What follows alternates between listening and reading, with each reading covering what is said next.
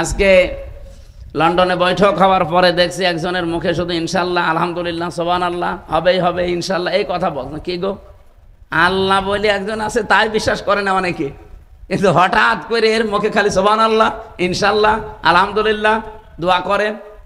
এই কথা এত বারবার মুখে আসার কারণ কি? তার মানে এর ভেতরে কোনো কারণ আছে। সবাই জানতে পারে এই দেশে যে ইসলামের দোহাই দিয়ে এতদিন পট্টি মাথায় দিয়ে পর্যন্ত অনেকে ধোকা দিয়েছে। এখন আর মানুষ ধোকা খাবে না। কেন? কারণ এই জাতি এখন আর ডাইল খায় না, এখন আর বাবা খায় না। ডাইল বাবা যেখান থেকে আসবে সে রাস্তাগুলো বন্ধ হয়ে গেছে।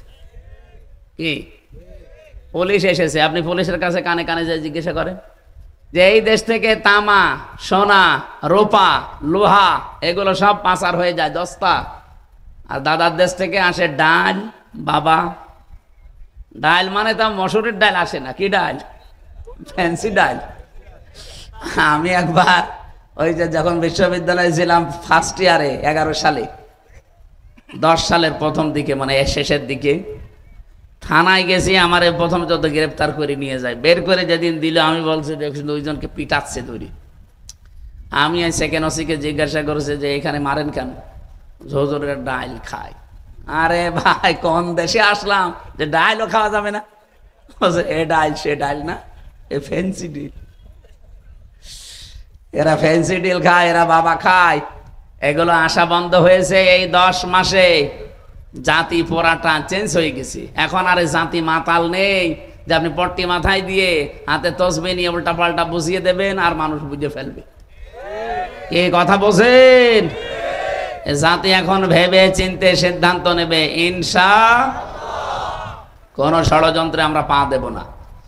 সম্মানিত ভাইরা, আমরা কোরআনে কারিমের যে আয়াত দিয়ে আরম্ভ করেছিলাম আলিফ লাম দিয়ে, জালিকাল কিতাবু লা রাইবা ফি, কোরআনের ক্ষমতা আছে হেদায়েত দেওয়ার, কিন্তু হেদায়েত পাওয়ার জন্য আমারও কিছু কোয়ালিটি লাগবে। সে কোয়ালিটি প্রথম কি? আমার মন থাকা লাগবে। সুতরাং আজকে আপনি মন তৈরি করে বসেন যে তেলাওয়াতকৃত আয়াত থেকে যেগুলো এখান থেকে ডেলিভারি দেওয়া হবে এটা আমার জন্যেই। এটা কার জন্যে? আল্লাহ যেন আমাকে মেনে চলার তৌফিক দেন। যদি মন তৈরি এখনো না হয় যে যা শুনছি শুনি, বাড়ি যাওয়ার আগে আবার রেখে যাব, আপনি আজকের একদিনের মাহফিল না, কিয়ামত পর্যন্ত যদি এখানে হতেই থাকে, আপনি শুনতেই থাকেন, কিছুই হবে না। কারণ আমাদের চাইতে গিরিশচন্দ্র সেন সে বেশি, শুনেছে বেশি, লিখেছে বেশি, বুঝেছেও বেশি।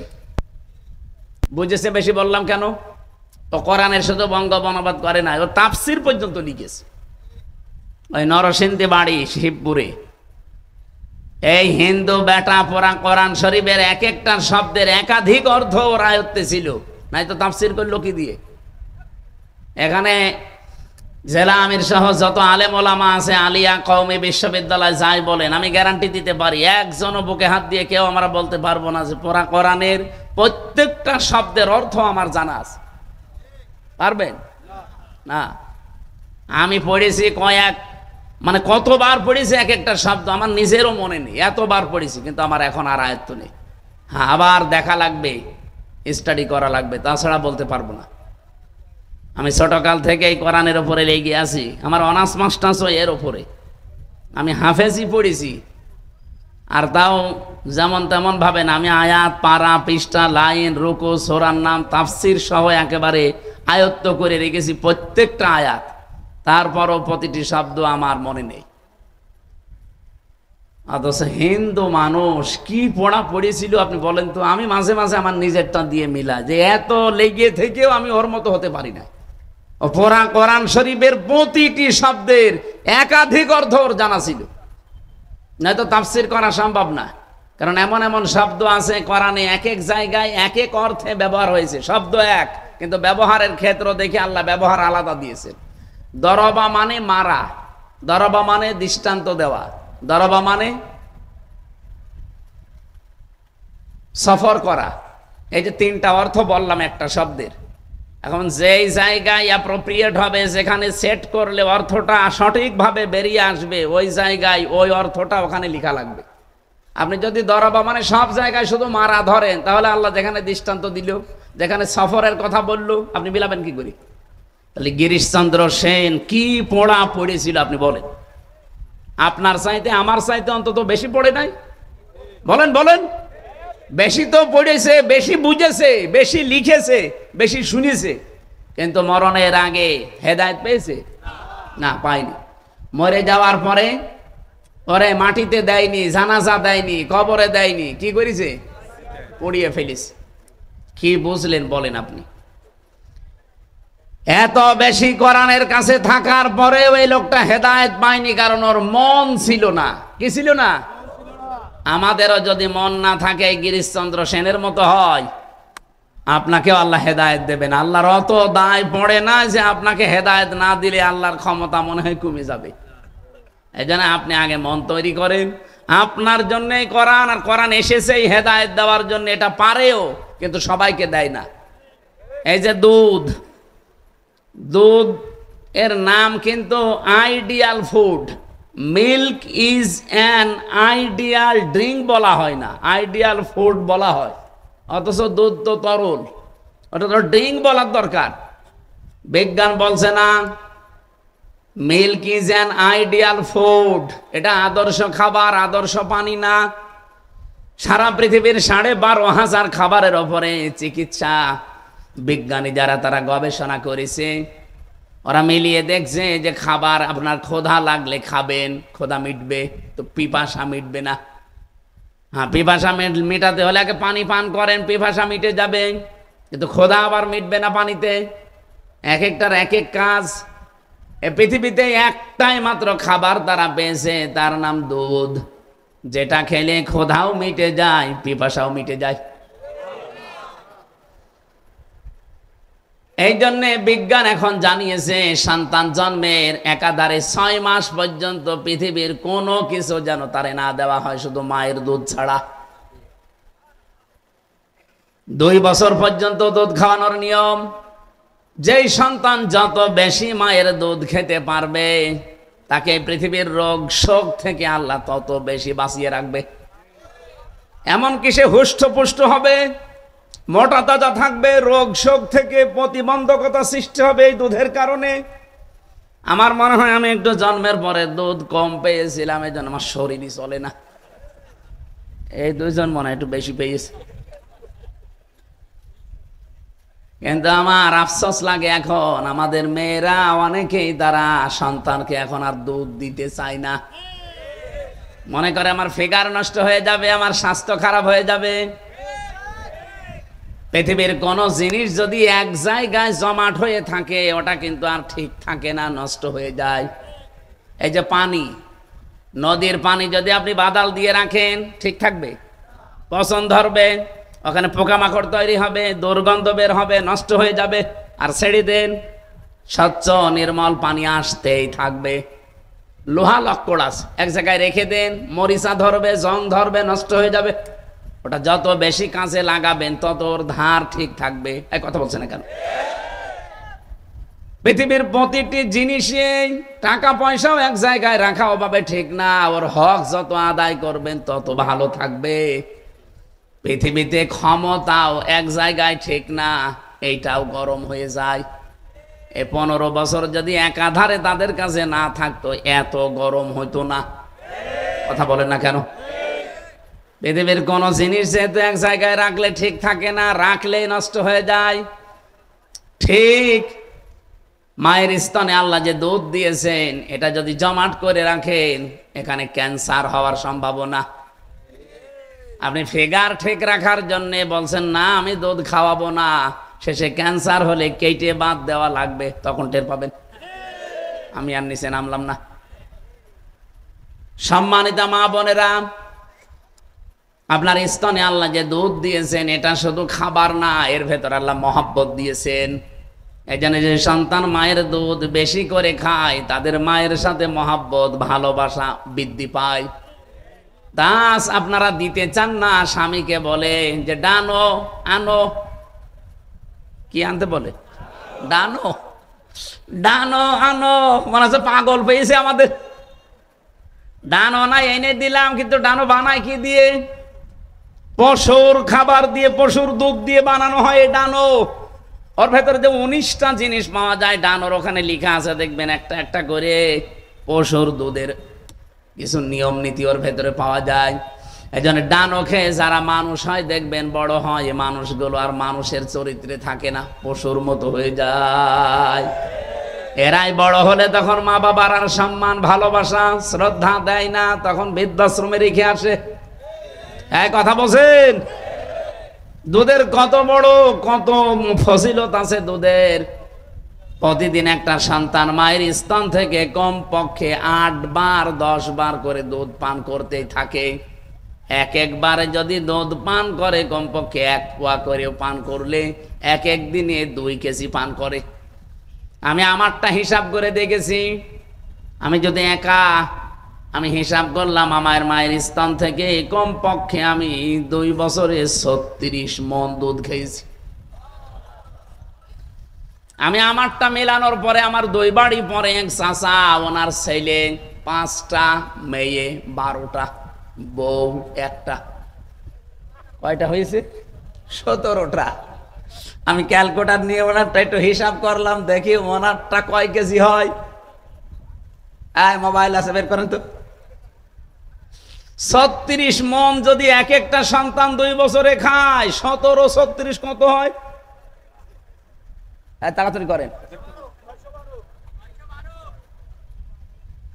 না, আরো বেশি হওয়ার কথা।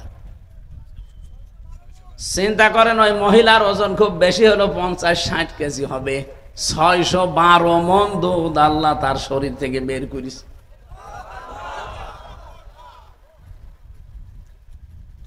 ওই মহিলার কোনো ক্যান্সারও নেই, এখনো বেঁচে, এখন মারা গেছে কয়েকদিন আগে। 12টা মেয়ে 12 গ্রামে বিয়ে দিয়েছে। এক মেয়ের বাড়ি যদি 7 দিন করেও থাকে, ওর বছর শেষ। সম্মানিত মা বোনেরা, এখন 1টা 2টা 3টা সন্তানের পরে আপনার শরীর আর চলে না, অথচ ওই মহিলার 17টার সন্তান, রোগ বালাই নেই। দুধের এত বড় ক্ষমতা, এত বড় ফজিলত বলতে গেলে আরো বলা যায়, কিন্তু দুধ সবার জন্য ভালো না। কি আমাশার রোগীকে দুধ দেন, সুবহানাল্লাহ না নাউজুবিল্লাহ? তোর পায়খানায় থাকা লাগবে সবসময়। দুধ তো ভালো, এখন কি দুধ দোষ, দুধের দোষ না ওর পেটের দোষ? বলেন বলেন। এই যে সূর্যটা আলো দেয়, ওর কাজই আলো দেওয়া। পৃথিবীতে সবাই সূর্যের আলো পায় না? সবাই পায় না। অন্ধ যারা আলো পাবে। এখন কি দোষ সূর্যের না ওর চোখের? আল্লাহ বলেন যালিকাল কিতাব, এই কিতাবের আগে আলিফ লাম দিয়ে নির্দিষ্ট করলাম কেন জানো? এই কারণেই করেছি, কোরআন হেদায়েত দিতে পারে কিন্তু সবাইকে না। যেই লোকটা কোরআন থেকে হেদায়েত নিতে পারে না, এ দোষ আমার কোরআনের না, এ দোষ ওর কপালের। আজকের আলোচনা থেকে আমরা হেদায়েত নিতে চাই কোরআন থেকে, রাজি আছেন না? দল মত জাতি বর্ণ ধর্ম নির্বিশেষে সবার জন্য আজকের আয়োজন। খুশি হয়ে বলেন আলহামদুলিল্লাহ। এই যে আলহামদুলিল্লাহ বললেন, এখন তো হয়তো টের পাওয়া যাচ্ছে না, চোখ এখনই বন্ধ হয়ে যাক। কিয়ামত পর্যন্ত কবরে বসে বসে যদি আলহামদুলিল্লাহ বলেন, একটা নেকিও পাবেন না। যতক্ষণ চোখ বন্ধ না হয় ততক্ষণ নেকি পাবেন। আর একটা নেকির মর্যাদা মূল্য তখন বুঝে আসবে যেদিন কিয়ামতে আপনার একটা নেকি কম হয়ে যাবে। আল্লাহ পাক পাঠাবেন, যাও নিকট আত্মীয়দের কাছে যাও। ইয়াউমা ইয়াফিরুল মারউ মিন আখিহি ওয়া উম্মিহি ওয়া আবিহি ওয়া সাহিবাতিহি ওয়া বানিহি। রব্বুল আলামিন বলেন, মানুষ প্রথমে যাবে তার ভাইয়ের কাছে, এরপরে মায়ের কাছে, এরপরে বাবার কাছে, এরপরে নিজের স্ত্রীর কাছে, সন্তানের কাছে, বন্ধুর কাছে, এরপরে দুনিয়ার অন্যজনের কাছে। ও মাগুরাবাসী, এখান থেকে একটা শিক্ষা আমি বের করতে পারি। সিরিয়াল হিসাবে আল্লাহ প্রায় এখানে 6 জনের নাম দিয়েছেন। ভাই, মা, বাবা, স্ত্রী, সন্তান, বন্ধু। বিপদে পড়লে 6 প্রকার মানুষ এগিয়ে আসে না দূরে যায়? বলেন বলেন। অথচ কিয়ামতে আল্লাহ বলেন এর আগে পালাবে। তাহলে এই মাগুরা জেলায় যারা এই ভণ্ডামি করেন যে কিয়ামতে তোর কোনো চিন্তা নেই, আমি বাবা আছি তোরে পার করে নিয়ে যাব, এ বাবা ভণ্ড আর আমাকে বোঝায় আমি একটা পাগল। আল্লাহ বলছেন যে এগুলো পালাবে, যেখানে ভাই পালিয়ে যাচ্ছে, মা পালিয়ে যাচ্ছে, বাবা পালিয়ে যাচ্ছে, আল্লাহ পালানোর ধরনও দিয়েছেন। ইয়াফিররু, ইয়াফিররু মানে না না, এফিররু শব্দের শাব্দিক অর্থ হচ্ছে মাজা তুলে দৌড় দেওয়া। সাপ দেখলে মানুষ লুঙ্গি তুলে দৌড় দেয়, এ কথা বলে না কেন? বাঘ দেখলে যাবে মানুষ লুঙ্গি ছেড়ে দিয়ে দৌড় দেয়, আল্লাহ বলেন কিয়ামতের দিন এইভাবে দৌড়াবে। যেখানে এত এত আপনজনই পালিয়ে যায়, সেখানে কোনো পীর সাহেব, কোনো বাবা আপনাকে বাঁচাবে আর আপনি বিশ্বাস করে আছেন ওইটা একটা ভণ্ড আর আপনি একটা পাগল। আমি আয়াতটা পড়ার পরে আমার মনে হয় কিয়ামতের দিন অনেক পীর সাহেব কথা বলবে, আল্লাহ আমি পীরই ছিলাম না,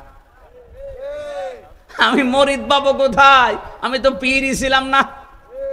যেখানে ভাই বলবে আমার ভাই বলে কিছু ছিল না, মা বলবে আমার বিয়েই হয়নি, সন্তান পাবো কোথায়, সেখানে পীর সাহেবকে কথা বলতে পারে না যে আমি পীর ছিলাম না, পারে না।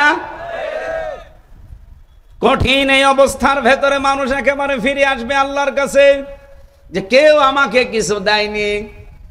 আল্লাহ পাক এই কিয়ামতের এই কঠিন দৃশ্যের কথাটা স্মরণ করিয়েছেন, এই জন্য এখন হয়তো একবার আলহামদুলিল্লাহ, সুবহানাল্লাহ, আল্লাহু আকবার, লা ইলাহা ইল্লাল্লাহ বলতে বললাম, কিছুই মনে হচ্ছে না। মনে হবে ওই সময় যখন ধরা খেয়ে যাবেন।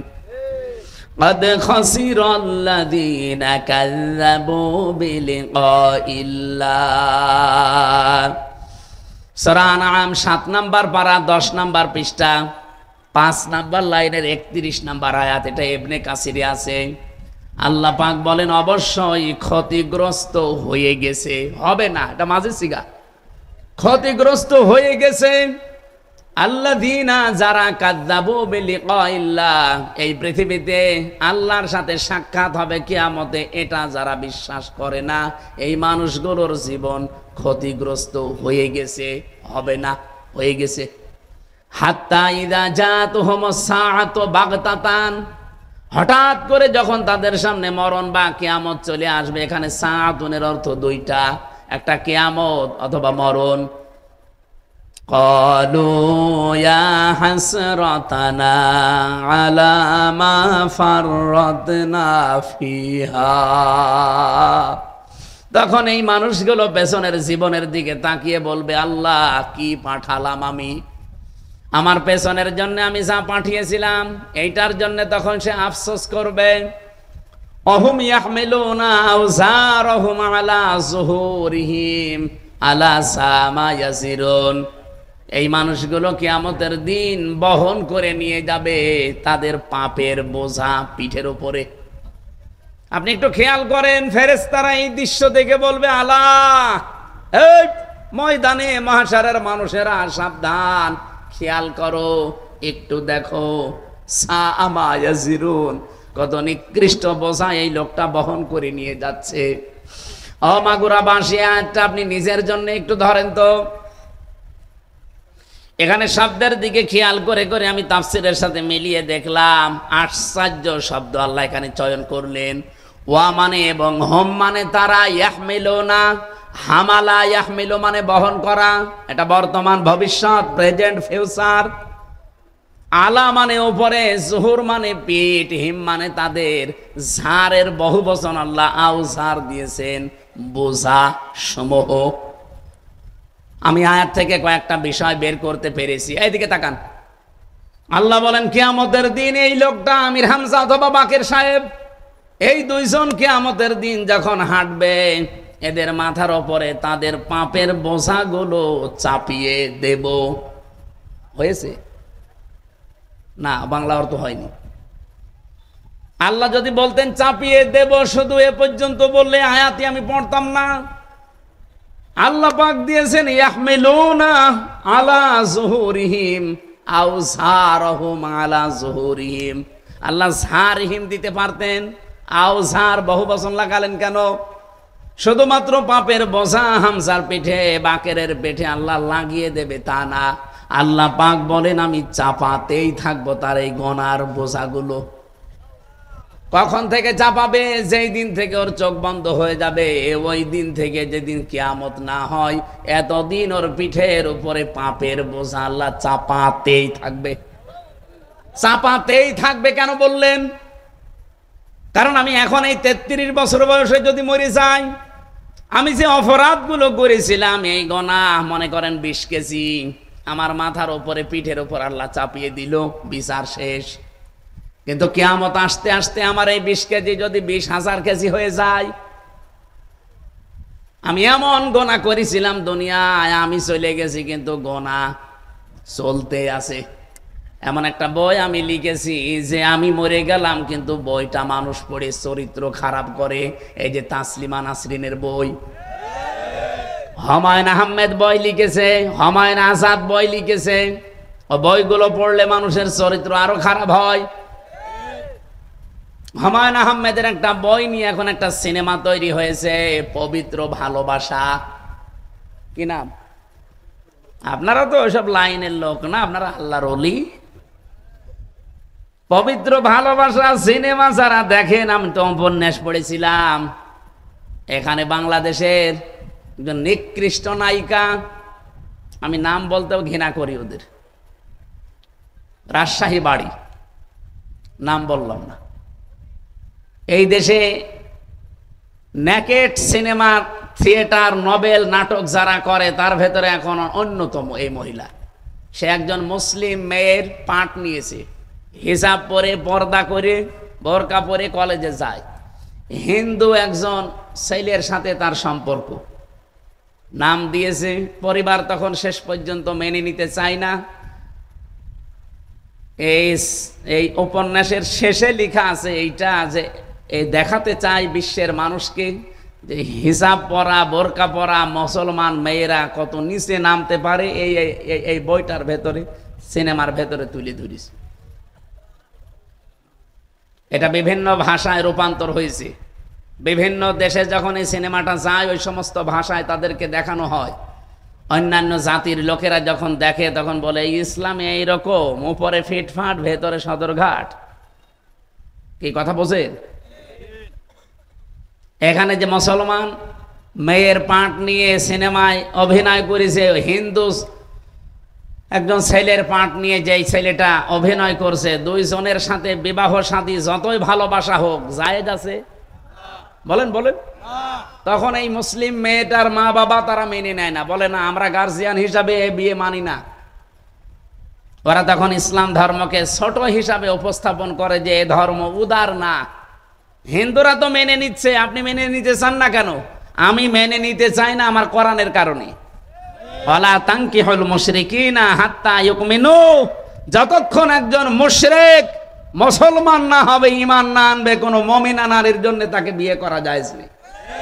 অথচ আমার এই দেশে যারা দায়িত্বে ছিল পূর্বে, বহু মানুষের ছেলে, বহু মানুষের বোনের ছেলে মেয়ে, তারা এমন এমন মানুষের সাথে বিয়ে করেছে যাদের বিয়েই জায়েজ নেই। বলেন, একজন মুসলমান যতক্ষণ পর্যন্ত কোন হিন্দু নারী যদি মুসলমান না হয়, তার সাথে মুসলিমা না হয়, মুমিনা না হয়, তার সাথে বিয়ে করা জায়েজ নেই। এই আয়াতটি আমি বানালাম সূরা বাকারা 2 নম্বর পারা 14-16 নম্বর পৃষ্ঠা, না 14 নম্বর পৃষ্ঠা, 3 নম্বর লাইনে আছে, 4 নম্বর লাইনে আছে, 221 নম্বর আয়াত। বাড়ি যে আপনি মিলান তো।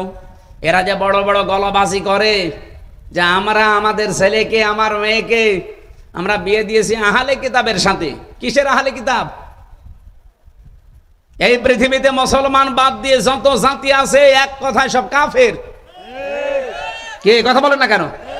মুসলমান বাদ দিয়ে যত জাতির লোক দুনিয়া আছে, 4,500 জাতির লোক দুনিয়ায় আছে, সব কাফের।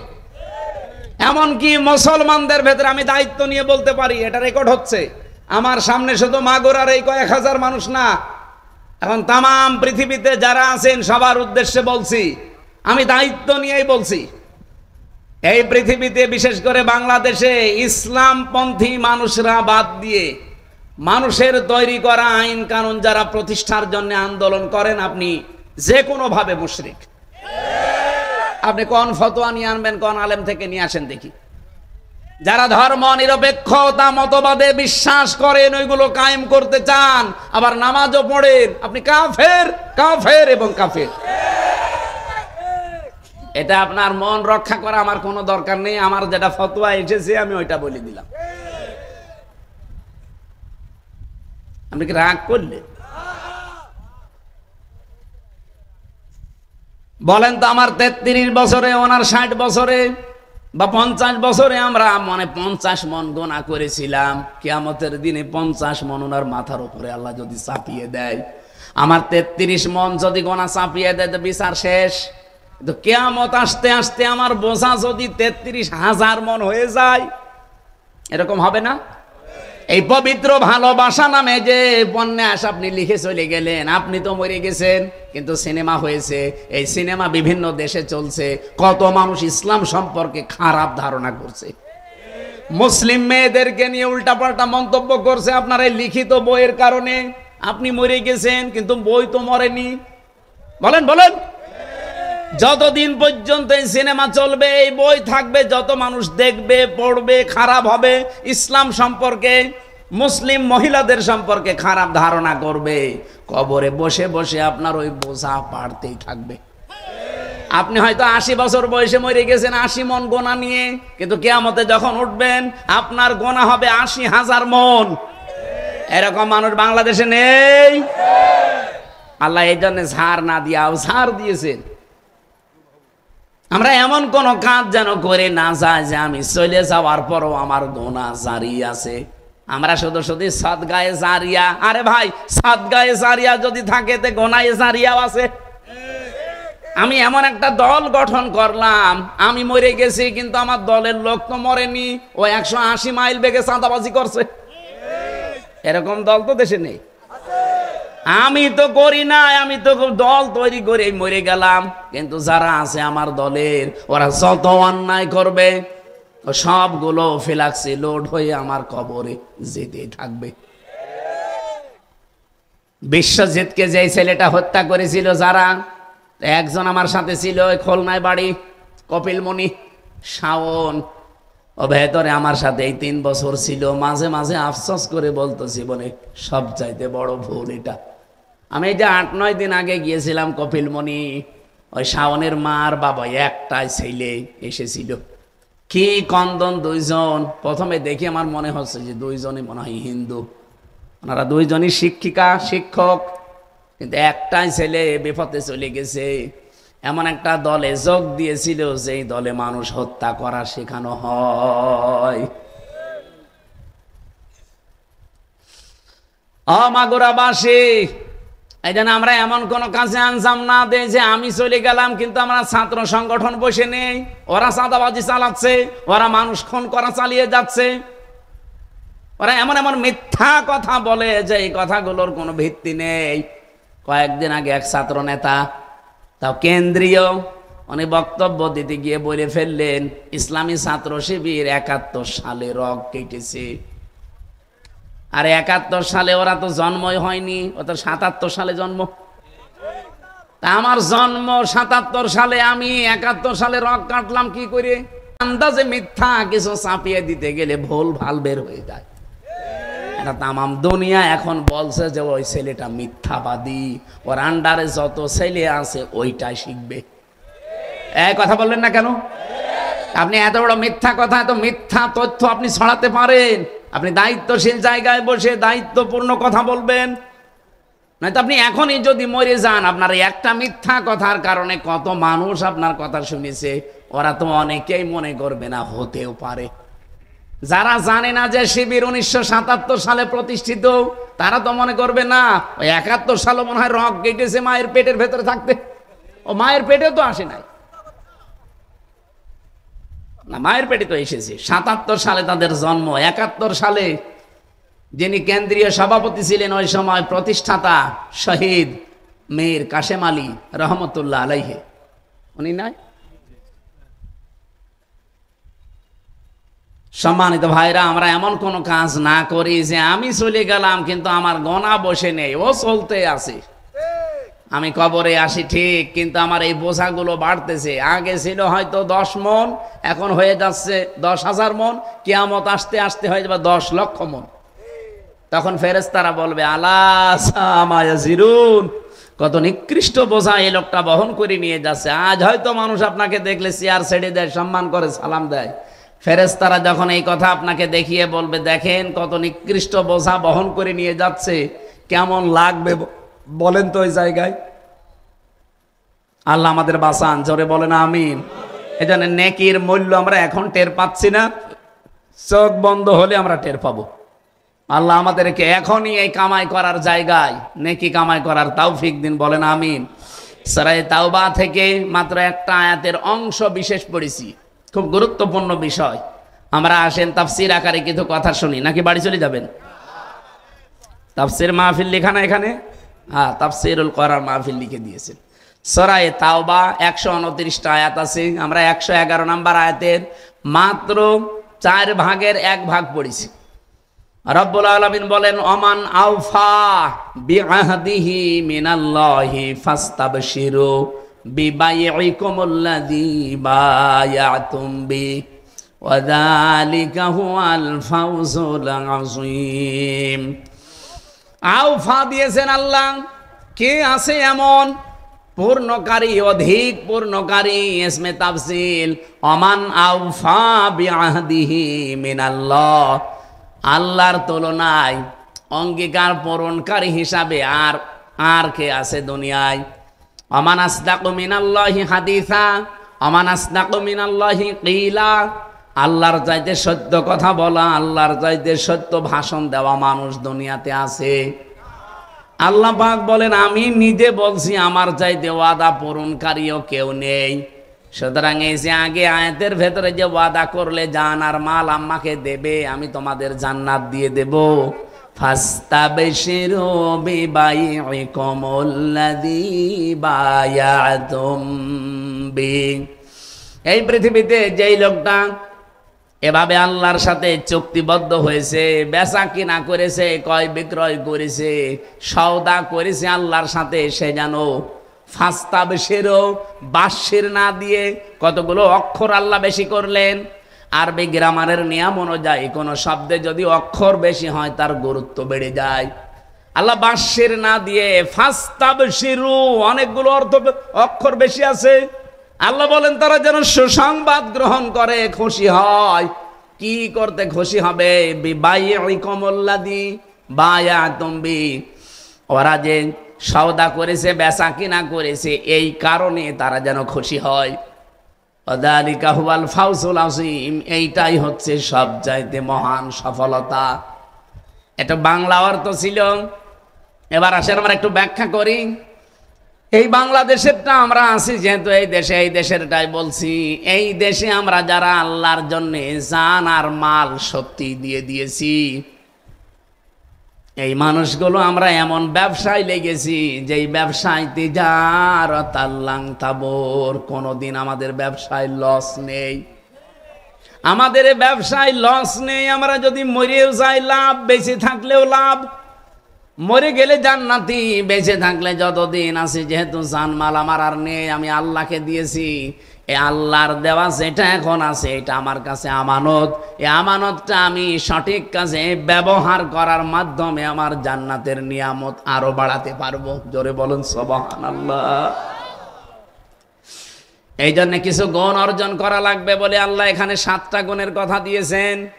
আর আমি গ্যারান্টি নিয়ে বলতে পারি, রাগ করলেও শোনেন, এটা রেকর্ড হচ্ছে, আপনি না শুনলেও আমার কোনো অসুবিধা নেই। তামাম দুনিয়া শুনছে, তামাম পৃথিবীর মানুষকে বলছি, যদি আল্লাহর সাথে এই বেচা কিনা করে, এই সওদা করে লাভবান হয়ে যদি সুসংবাদ পেতে চান, আনন্দ করতে চান, বাংলাদেশে যাদের ছেলে আছে ইসলামী ছাত্র শিবিরে দিয়ে দেবেন, মেয়ে আছে ইসলামী ছাত্রী সংস্থায় দিয়ে দেবেন। এখানে যে 7টা গুণের কথা পাবেন, এগুলো সব তাদের ভেতরে আমি নিজে পেয়েছি। এই জন্য আপনাকে আমি আহ্বান জানাচ্ছি। 1 নম্বরে আত্মাইবুন, তারা তাওবাকারী। ওরা সব বিরাদের সব বিদারিতে রাতের বেলা গভীর রজনীতে রাত 1:30 2টার সময় যে কান্না কাটি আমি নিজে দেখেছি। বাংলাদেশে কোনো ছাত্র সংগঠন এইটা আমি পাইনি। এই জন্য আপনারা গ্যারান্টি দেই, আপনার ছেলেটাকে আপনি দেন, মেয়েটাকে দেন, ওরা এই এই নিয়মটা শিখাবে, তাকে তাওবাকারী বানাবে। আর অন্যান্য দলেও তওবা আছে, কিন্তু তওবা আছে কি ও সাতা নিজেই বোঝে না। তওবা কি? খালি আস্তাগফিরুল্লাহ পড়লে তওবা হয় না। তওবা করতে হলে 2টা শর্ত মানা লাগে আর একটা সময় মেনটেন করা লাগে, আর এটা ইসলামী ছাত্র শিবির মানে। এবার আপনি সূরা জুমারের 54 নম্বর আয়াতে যান, পাবেন এই তথ্যটা। রব্বুল আলামিন বলেন, কেউ যদি তাওবা করতে চায়, জীবনের অপরাধগুলো ক্ষমা করে নিতে চায়, কি করা লাগবে জানো?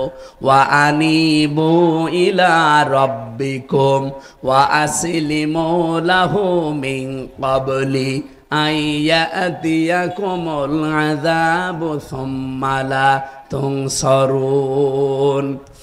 1 নম্বরে আপনাকে ফিরে আসা লাগবে আল্লাহর দিকে। 2 নম্বরে আল্লাহর বিধান এখন যেখানে যেটা পাবেন আত্মসমর্পণ করে দেবেন, মাথা নত করে দেবেন, স্যালেন্ডার করে ফেলবেন।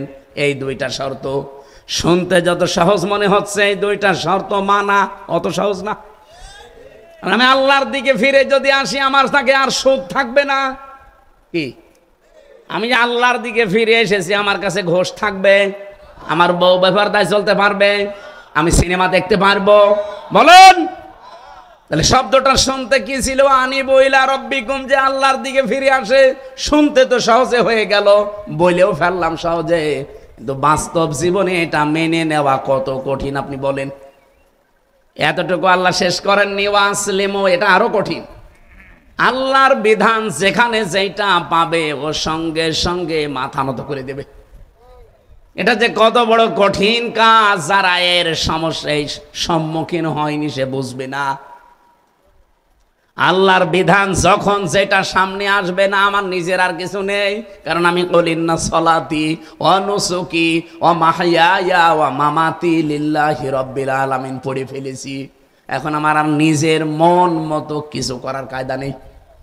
এই যে আমার নিজেরটা ধরেন, হ্যাঁ অনেকে মনে করতে পারেন আপনি, মানুষ ট্রাই করার জন্য প্রথমে মেম্বারে দাঁড়ায়, এরপরে চেয়ারম্যানে দাঁড়ায়, এরপরে ভাইস চেয়ারম্যানে দাঁড়ায়, এরপরে উপজেলা চেয়ারম্যানে দাঁড়ায়, এরপরে মেয়রে দাঁড়ায়, এরপরে এমপি দাঁড়ায়। আপনি তো কিছুই কোনোদিন দাঁড়ালেন না, একবারে আপনার এই এমপিতে দাঁড় করিয়ে দিয়েছে। এটা দাঁড় করিয়ে আমার জন্য ভালো হয়নি, আমার দুনিয়ার হিসাবে আমার আরো লস হয়েছে। কারণ বাংলাদেশের জামাত ইসলামের আমির যিনি, উনি অলরেডি ঘোষণা দিয়েছে, এই দেশ এই দল থেকে কেউ যদি এমপি হতে পারে 5 বছরে তার 1টা টাকাও বাড়বে না। অন্য দল কোন কোন দল আছে বাংলাদেশে, সেই দলের লোক এই ঘোষণা দিতে পারে যে আমার দল থেকে কেউ এমপি যদি হয় 5 বছরে তার 1টা টাকাও বাড়বে না, আরো কমবে? বলেন, কোন দল যদি এ ঘোষণা দিতে পারে আমি ছেড়ে দেবো এখনই। আমার তো মনে হয় অন্য কোন দল তো দিতেই পারবে না, যদি দেয় ওই দল থেকে কেউ এমপি দাঁড়াবে না। বলবো ছাতা করে আমি করবো কি? আর আমার লস হয়েছে এই কারণে বলছি, 5 বছরে যদি আল্লাহ আমারে পাস করায়ও 1টা টাকাও তো বাড়বে না, আরো যা আছে কমবে। এই 5 বছর আমি বাইরে থাকলে আমার কত বাড়তো বলেন তো দুনিয়া হিসাবে।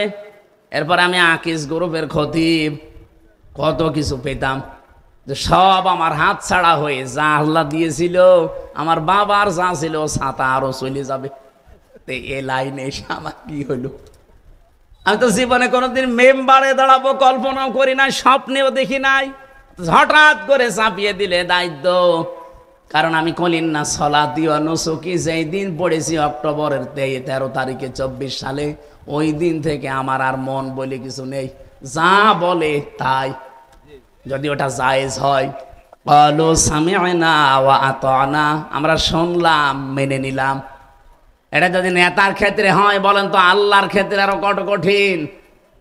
এই জন্য যারা তাওবাকারী হবে ওই মানুষগুলোর দ্বিতীয় শর্ত এইটা, ওরা যখন আসবে ওরা আল্লাহর কথা শুনলে আত্মসমর্পণ করে দেবে। কখন করবে? মিন ক্বাবলি আইয়াতিয়াকুমুল আযাবু সুম্মা লা তুনসারুন, ওই আযাব আসার পূর্বে, যখন তাকে আর সাহায্য করা হবে না। মাগুরাবাসী আমাদের সাহায্য করা হবে না একটা সময়, ওই সময়ের নাম মরণের সময়। কিয়ামত মনে পাচ্ছেন আপনি? মরণের সময়, মরণের সময় আপনাকে আর সাহায্য করা হবে না। সুতরাং এই সময় আসার আগে আপনাকে এই দুইটা শর্ত মানা লাগবে। আর মরণ তো আসবে 41 সালে। কখন? বাড়ি যাওয়ার পরে। বসে আছেন, দাঁড়াবেন, সে গ্যারান্টি আছে? সুতরাং এক্ষুনি চলে আসতে পারে। তাহলে তাও বা করা লাগবে কি 2 বছর পর না এখনই? এক্ষুনি। এই তাওবাটা আমি পেয়েছি এদের ভেতরে। সুতরাং আমরা যদি সফল হতে চাই, মহা সফলতা অর্জন করতে চাই দুনিয়ার আখিরাত মিলে, 1 নম্বরে আমাদের গুণ তৈরি করা লাগবে, আমরা যেন তাওবাকারী হই। তাওবা করতে হলে কয়েকটা শর্ত মানা লাগে। 1 নম্বরে আপনাকে অপরাধের স্বীকৃতি দেওয়া লাগবে। 2 নম্বরে অনুশোচনা করা লাগবে, অনুতপ্ত হওয়া লাগবে। 3 নম্বরে জীবনে আর এই কাজ আমি কোনো দিন করবো না, এরকম দৃঢ় সিদ্ধান্ত নেওয়া লাগবে। আল্লাহ বলেন 2 নম্বরে আত-তাইবুন আল-আবিদুন, তারা ইবাদতকারী হবে। ইবাদত বলতে শুধু নামাজ রোজা না, এই পৃথিবীতে যত রকমের কাজ আমি করি সবই আমার ইবাদত। আমি যে টয়লেটে যাই এইটাও ইবাদত। এদিকে তাকান। আমি বাম পা দিয়ে প্রবেশ করে বললাম আল্লাহুম্মা ইন্নী আউযু বিকা মিনাল খুবুসি ওয়াল খাবাইস। 4-5 মিনিট 8-10 মিনিট আমি টয়লেটে কাটালাম। ওখান থেকে বের হলাম, ডান পা দিয়ে বললাম গফরানাকা আলহামদুলিল্লাহিল্লাযী আযহাবা আন্নিল আযা ওয়া ফানি। এই 8-10 মিনিটে আমি যা করেছি পুরাটাই ইবাদত। বলেন বলেন, আপনি কি কি চিন্তা করেন এখান থেকে যে টয়লেটের মতো এরকম একটা নিকৃষ্ট কাজে 8-10 মিনিট খরচ করে যদি পুরাটা ইবাদত হয়, তাহলে আমার ব্যক্তিগত জীবন থেকে আন্তর্জাতিক জীবন পর্যন্ত আমি যা করব ইবাদত হবে না কেন? আমি যদি স্ত্রীর সাথে হাসি মুখে কথা বলি, ওইটাও আমার ইবাদত। নবীজি বলেন আমার কাছে 3টা জিনিস সবচাইতে বেশি প্রিয় ছিল। 1 নম্বরে সুগন্ধি, 2 নম্বরে নামাজ, 3 নম্বরে আমার নিজের স্ত্রী। ইমরাতি একালিপ টান আছে, আমার নিজের স্ত্রী আমার কাছে খুব ভালো লাগে। আমাদের কাছেও সুগন্ধি ভালো লাগে, কিন্তু অনেকের কাছে দেখি দুর্গন্ধ ভালো লাগে। ওই যে বিড়ি খায় যারা, আপনি কি মনে করেন সুগন্ধ? ঠিক গন্ধ ওর পাশে দাঁড়ানো যায় না যারা বিড়ি খায়। আমার মনে হয় বিড়ি যারা খায় ওদের জামা নাড়া দিলেও গন্ধ বের হয়। এখানে বিড়ি খান কারা? হাত তোলেন তো। একজো এই এলাকার দোকানঘাট চলে, একজন আছে। যাক, আপনি ছেড়ে দিন ভাই, ও বদ অভ্যাস ওইটা। আর বেশি চাপ দিয়ে তো বলতেও পারছি না, কারণ আকিস গ্রুপ আল্লাহর ওলিরাই তো এটা বানায়। বহুবার বলেছি স্যারকে যে স্যার এটা বাদ দিয়ে খাবার তৈরি করেন যেন মানুষের স্বাস্থ্যের পক্ষে ভালো হয়। ওনারা ওটা অলরেডি বিক্রি করে দিয়েছে, কিন্তু প্রসেসিং যেটা ওটাতে 1 দিন 2 দিন ওনার বাবারা করে আসতেছে। আর আকিস তো উঠেছে এই আল্লাহর ওলি দিয়ে। নামাজ নবীজির কাছে ভালো লাগতো, আমাদের কাছেও নামাজ ভালো লাগে, সেজদা ভালো লাগে, কিন্তু যেখানে সেখানে সেজদা দেওয়া যাবে না। কত মানুষ মাজারে কবরে বাবার পায়ে সেজদা দেয়। নবীজি বলেন আমার কাছে আমার স্ত্রী ভালো লাগতো, আমার নিজের স্ত্রী। আমাদের কাছেও স্ত্রী ভালো লাগে, তবে নিজেরটা বাদ দিয়ে অন্যেরটা। এই না মানে না না বললে হবে আপনি? এখানে বহু মানুষ আছে নিজের বর কথা শুনতে তিতা লাগে আর অন্যের বর কথা শুনতে মিঠা লাগে। অথচ নবীজি বলেন আমার নিজের স্ত্রীর সাথে আমি হাসি মুখে কথা বলি, তার হাত চেপে ধরলে যতগুলো ছোটখাটো গোনা ছিল সব হাতের মাঝখান দিয়ে ঝরে যায়। তাহলে স্ত্রীর সাথে হাসি মুখে কথা বলাও একটা ইবাদত। এই ছোটখাটো বিষয়গুলো বললে খুব খুশি হয়, ঠিক আছে বলেন, টয়লেটের কথা বলেন, স্ত্রীর কথা বলেন, এই বিষয়গুলো যদি আপনার কাছে ইবাদত মনে হয়, বলেন তো রাষ্ট্র চালানো এটা বিশ্ব নবী 10 বছর একাধারে চালিয়েছিলেন কোরআন দিয়ে, ওইটা ইবাদত হবে না কেন? এই জন্য আমার একটা ইসলামী কলি ছিল না, গজলের শেষের দিকে বলেছিলাম সুন্নাত নয় শুধু দাওয়াতের মেহমান, সুন্নাত নয় শুধু খাওয়া শেষে মধুপান, আরো কিছু সুন্নাত আছে তুমি জানো কি, জানলেও জীবনে কখনো তা মানো কি। সুন্নাত শুধু নয় মেষ চরাতে যাওয়া, আর সুন্নাত হলো রাষ্ট্রনায়ক হওয়া। এই সুন্নতের কথা বললে আজ চাঁপাইনবাবগঞ্জের যে স্বামী স্ত্রী দুইজন আছে মুফাসসিরে কোরআন, ওনারা ফতোয়া দিচ্ছে যে এটা রাজনীতি। কোরআন দিয়ে মানুষ কেন রাজনীতি করবে?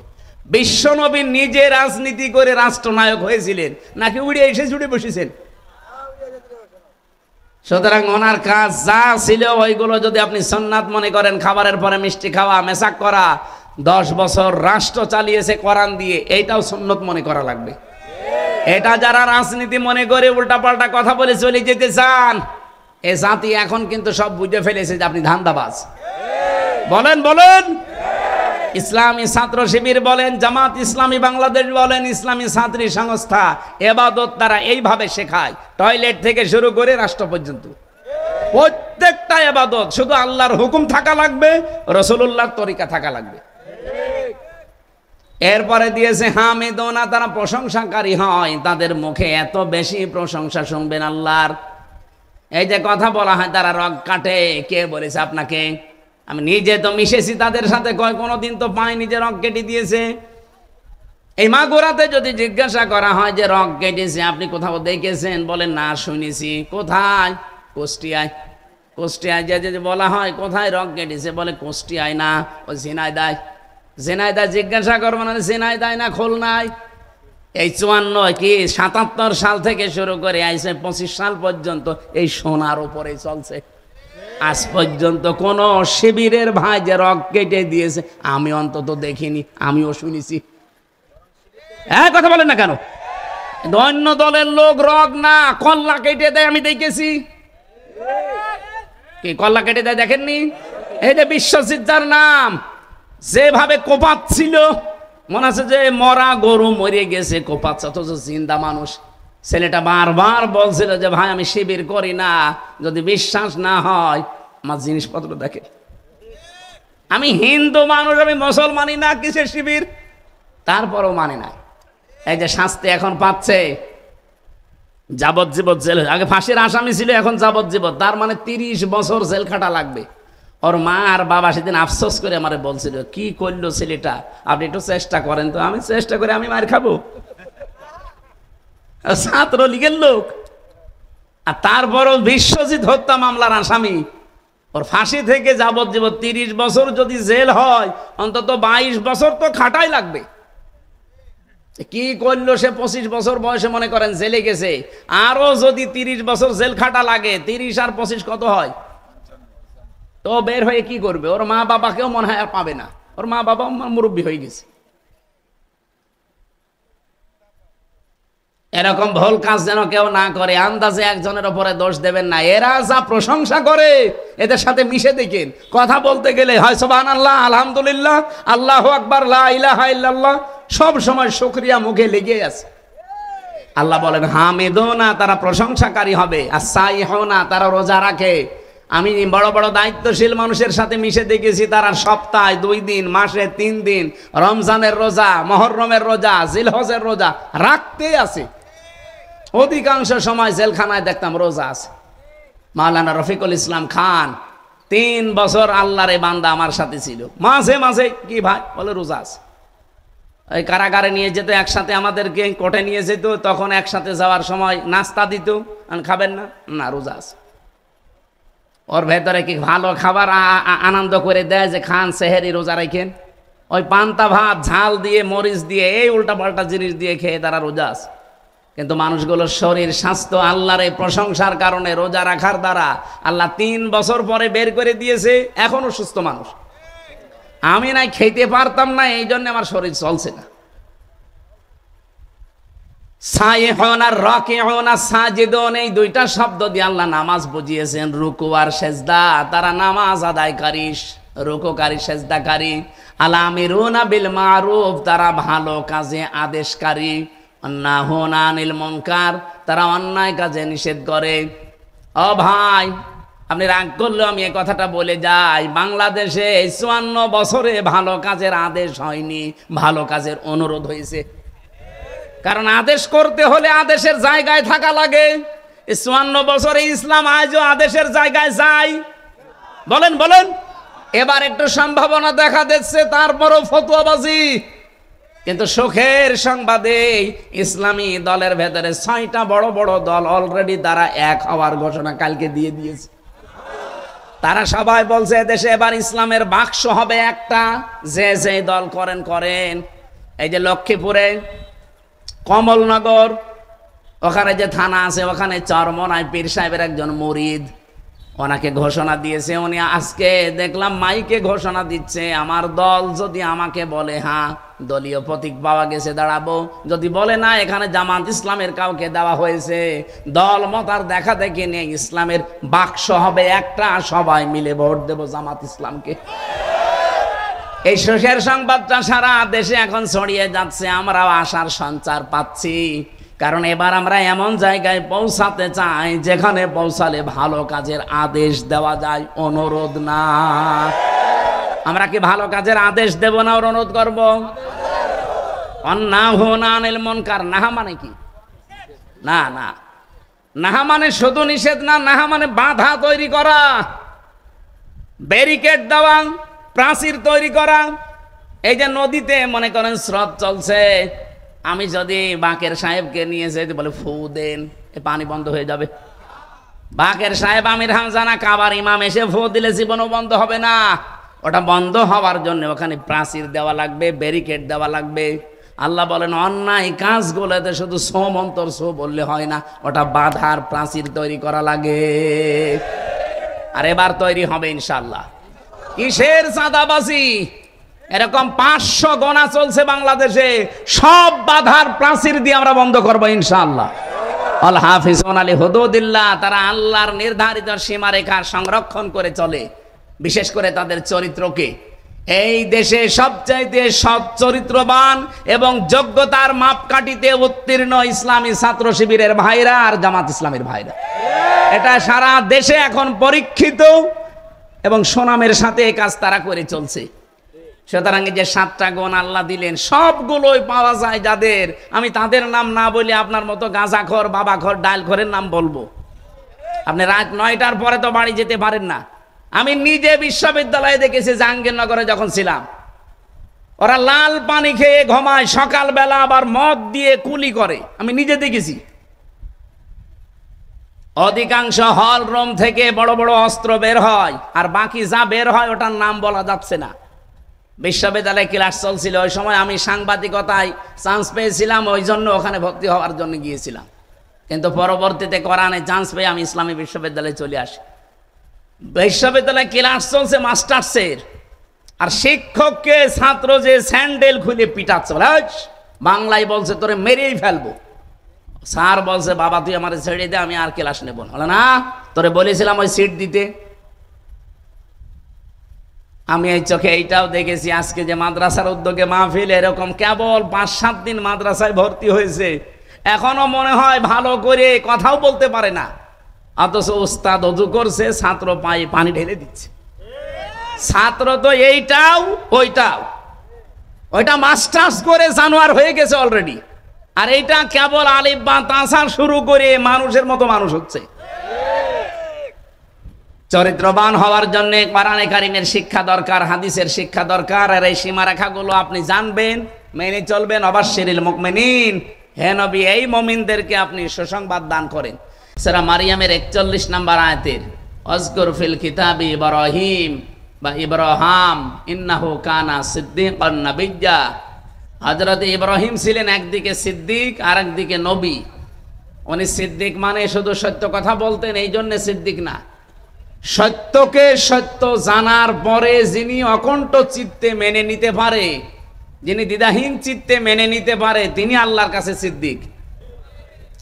আর সেই সময় বাংলাদেশে এখন চলছে, সত্যকে সত্য জানার পরে আপনাকে মেনে নেওয়ার মতো যোগ্যতা তৈরি করা লাগবে এই মুহূর্তে, 10 দিন পরে না, এক্ষুনি।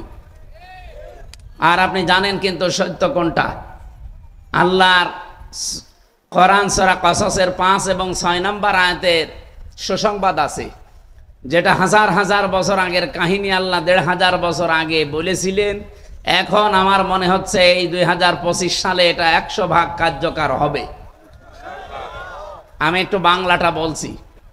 আল্লাহ রাব্বুল আলামিন বলেন, আমি একটা ইচ্ছা করলাম, আমি একটা ইরাদা করলাম যে ফেরাউন যেই দলের ওপরে জুলুম অত্যাচার নির্যাতন করে তাদেরকে একেবারে ছোট করে রেখেছিল, নিম্ন করে রেখেছিল, একেবারে মানে উঠতেই দেয়নি, সেই দলটার নাম ছিল মুসা নবীর দল। কোন দল? মুসা নবীর দলকে সে দাঁড়াতে দিয়েছে? উঠতে দিয়েছে? ছোট করে রাখতো, গোলাম বানিয়ে রাখতো, দাস বানিয়ে রাখতো। আল্লাহ বলেন, আমি শেষ পর্যন্ত একটা ইচ্ছা করলাম, নুরিদু আন্না মুন্না, আমার ইচ্ছা হচ্ছে আমি একটু মনন করব। মনন মানে অনুগ্রহ করব, আমি দয়া করব, আমি রহমত দেব তাদেরকে। কাদের? আলাল্লাযীনা ইসতাদঈফু ফিল আরদি, যাদেরকে জমিনে দুর্বল করে রাখা হয়েছিল। আর আমরা জানি এই কাহিনী যেহেতু মুসা আলাইহিস সালামকে উদ্দেশ্য করে আল্লাহ নাযিল করেছেন, ওই জামানায় ফেরাউন ওই দেশের মানুষকে ছোট ছোট দলে দলে ভাগ ভাগ করে একটা দলের ওপরে খুব বেশি অত্যাচার করেছিল। সেই দলের নাম মুসা আলাইহিস সালামের দল। এ পর্যন্ত কোনোদিন শোনেননি? কথা বলেন না কেন? আপনি এখন 1500 বছর পরে এই যে তাকান, এন হায়াত নাজিল হয়েছে 1500 বছর আগে, এখন এর দিকে তাকান। ফেরাউন এখন নেই, কিন্তু ফেরাউনের মতো অনুসারী এই দুনিয়াতে আছে, এমনকি বাংলাদেশে। তারাও ফেরাউনের এই কাজটা হাতে নিয়েছিল। তাদের কাজই ছিল এই দেশের মানুষকে ছোট ছোট দলে দলে দলে বিভক্ত করে দিয়ে একটা দলকে তারা টার্গেট নিয়েছিল, যেভাবেই হোক ঘায়েল করা, কাজ করে রাখা, ফেলে দেওয়া, দাঁড়াতে না দেওয়া। দেখেন ফেরাউন যা করেছিল, এখন অনেকে এইটাই করেছে।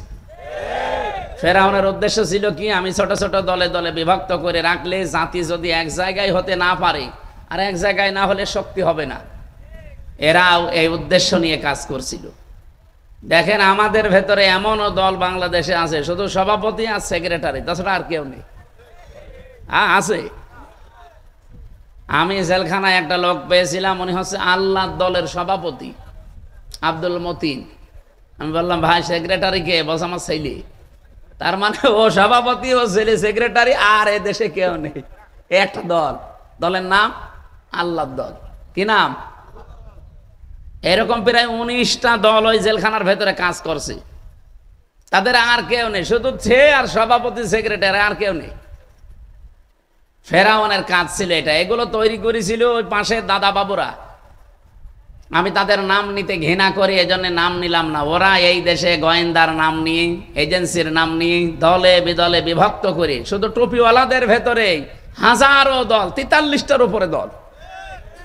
আর জেনারেল যারা আছে তাদের সব মিলে এই দেশে এখন 73টার উপরে দল চলছে। কিন্তু সব দল জালেমদের টার্গেট ছিল না, একটা দল টার্গেট ছিল। 1971 সালে এই দেশে যদি আপনি যাদের উপরে দোষ দিতে চান, বাংলাদেশ জামাত ইসলামী মনে করেন, এরকম দোষে দোষী আর অন্য দলের ভেতরে কেউ নেই। ওই সময় ইসলামপন্থী যারা ছিল সবাই হয় ডাইরেক্ট ইনডাইরেক্ট অনেকেই বিরোধিতা করেছিল। কিন্তু এই 54 বছরে জালেমরা কাউকে টার্গেট করে না। টার্গেট করলেই কথা বলেন না কেন, একেবারে ফেরাউনের সাথে খাপের খাপ মমতাজের বাপ মিলে যাচ্ছে। ও যা করেছিল এই লেডি ফেরাউন তাই করিস। ইন্নাহু কানা মিনাল মুফসিদিন, সে ছিল সন্ত্রাসী, ফ্যাসাদ সৃষ্টিকারী, বিশৃঙ্খলা সৃষ্টিকারী, এমনকি ভীতিপূর্ণ পরিবেশ তৈরিকারী, একেবারে তাই করেছিল। চাচা এর সাথে আক্ষেপ করে মরণের আগে বলেছিল, ঘরে থাকলে খুন, বাইরে থাকলে গুম। এরকম পরিস্থিতি চলছিল না? বলেন বলেন। এমনকি আগস্টের 3 তারিখের আগে সিদ্ধান্তই দিয়ে দিয়েছিল যে যেখানে ইসলামপন্থী মানুষ পাবে কোনো অর্ডার লাগবে না, মেরে ফেলা লাগবে। আর এই অর্ডারটা এসেছিল দাদার কাছ থেকে। কোনো বিচার আচারই লাগবে না। এই কারণেই তো আজ বিশ্ব এমন এমন খেপে গেছে যে কি গো, ভালো মানুষ আপনি একেবারে গুলি আছে বলে মারি ফেলবেন। মানে 3 তারিখের পরে 4 তারিখে ইসলামপন্থীরা সব ওই 3 তারিখে বিকালবেলা গোপনে বসেছিল উত্তরায়। তাদের পাশাপাশি এমন সিদ্ধান্ত নিয়েছে যে না, এইভাবে থাকলে আর কয়দিন পরে এদেশে আল্লাহও বলা যাবে না। সুতরাং যখন বেঁচে থাকাই লাগবে, বেঁচে থাকার মতো যদি থাকতে পারি থাকবো, না হলে এভাবে বেঁচে থাকার দরকার নেই। 4 তারিখে ঘোষণা দিয়ে তারা নেমেছিল। 5 তারিখে তো আপনারা দেখলেন ফাইনাল খেলা। আমার তো মনে হচ্ছে আল্লাহ যে হাজার হাজার বছর আগে মুসা আলাইহিস সালামের ব্যাপারে যে সিদ্ধান্ত নিয়েছিল, এই দেশে এখন ইসলামপন্থীদের ব্যাপারে সেই সিদ্ধান্ত আল্লাহ নতুন করে আরেকবার নিতে যাচ্ছে। কোরআনের এই আয়াত যদি সত্য 100 ভাগ আমরা বিশ্বাস করি না করি না, তাহলে আপনি মুসা নবীর সাথে আল্লাহ যা করেছিল, তারা যেহেতু জুলুম অত্যাচার নির্যাতনের শিকার ছিল, আমরাও 54 বছরে একেবারে জুলুম অত্যাচার নির্যাতনের শিকার কম হয়নি। কত রাত অনেকে কলা গাছের নিচে কাটিয়েছে, কত বাঁশ গাছের নিচে কাটিয়েছে, ধানের ক্ষেতের ভেতরে কাটিয়েছে, আখের ভেতরে কাটিয়েছে। এ কথা বলে না কেন? নিজের স্ত্রীর কাছে 15 বছর 17 বছর যেতে পারেনি এমন মানুষ দেশে নেই। এই কঠিন পরিস্থিতি যাদের ওপর দিয়ে গেল, স্টিম রোলার গেল, আল্লাহ মনে হচ্ছে তাদের ওপরে একটা মানান করতে চায়। মানান মানে অনুগ্রহ। মানান মানে কি? দয়া করা, রহমত করা, অনুগ্রহ করা। আল্লাহ বলেন আমি কি করব জানো? ওয়ানাজআলাহুম আইম্মাতান, আমি তাদেরকে জাতির নেতা বানিয়ে দেব। একেবারে 100 ভাগ আয়াতটা বাংলাদেশে মিলে গেছে। এই দেশে এখন নেতা ইসলামপন্থী যারা আসল নেতা তারাই। এদেশে যত বড় নাম করা মানুষ হোক, হ্যাঁ কিছু মানুষ হয়তো আবেগে যেতে পারে, তাদেরকে হয়তো টাকা পয়সা দিয়ে নিয়ে যেতে পারে, কিন্তু ইসলামপন্থী কোনো মানুষ যদি এখন একবার ডাক দেয়, ঢাকাতে এই যে 21 তারিখে বাংলাদেশ জামাত ইসলামের মহাসমাবেশ আছে, আমার মনে হয় মহাসমুদ্র তৈরি হবে ইনশাআল্লাহ।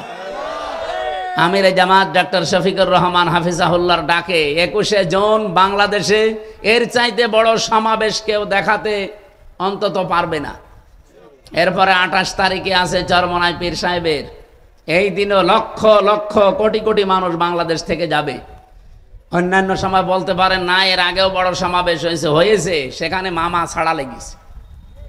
কি এদেশে বড় বড় সমাবেশ যারাই করে তারা আগে মামা দেয়, হয়তো 500-1000 করে মামা দেওয়া লাগে। আমি তো নিজে দেখেছি ওই মানুষগুলোর সাথে মিশে, টাকা ভাগে কম পড়লে আবার বাবা মা তুলে গালিও দেয়। তার মানে তখন বোঝা যায় যে মনে হয় কিছু কম পেয়েছে। কিন্তু 21 তারিখে যারা যাবে, 64 জেলা থেকে যারা যাবে, এদেরকে কি 5 টাকা 10 টাকা আমিরে জামাত দিয়েছে? নিজের টাকা খরচ করে তারা যাবে।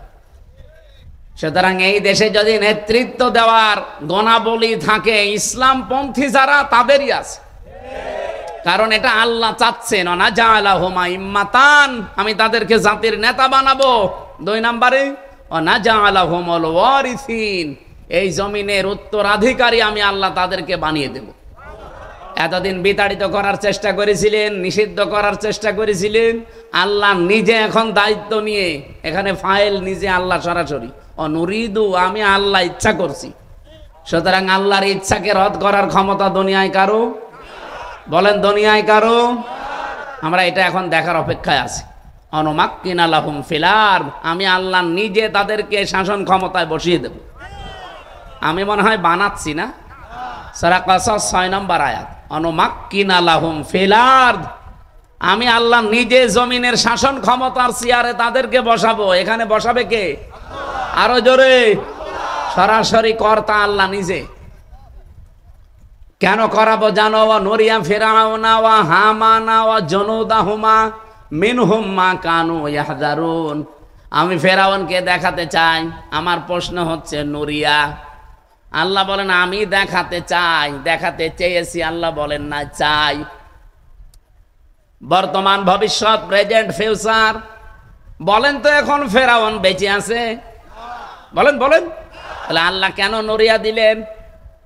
যে আমি দেখাতে চাই ফেরাউনকে। ফেরাউনই তো নেই, তার মানে ফেরাউনের আত্মীয় স্বজন এখনো দুনিয়ায় আছে। আর যেটা পালিয়েছে ওটা যে লেডি ফেরাউন ছিল, তামাম দুনিয়া এখন বলছে। তার মানে আল্লাহ তাকে দেখাবে।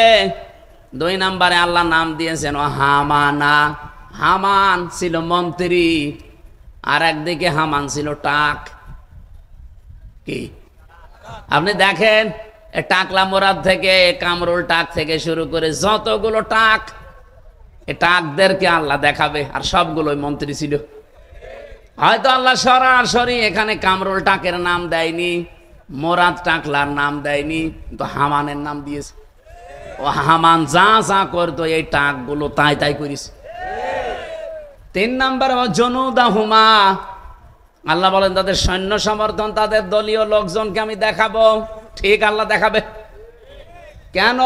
মিনহুম মা কানু ইয়াহদারুন, এই মানুষগুলো সবচাইতে বেশি ভয় পেত মুসা নবীর দলকে।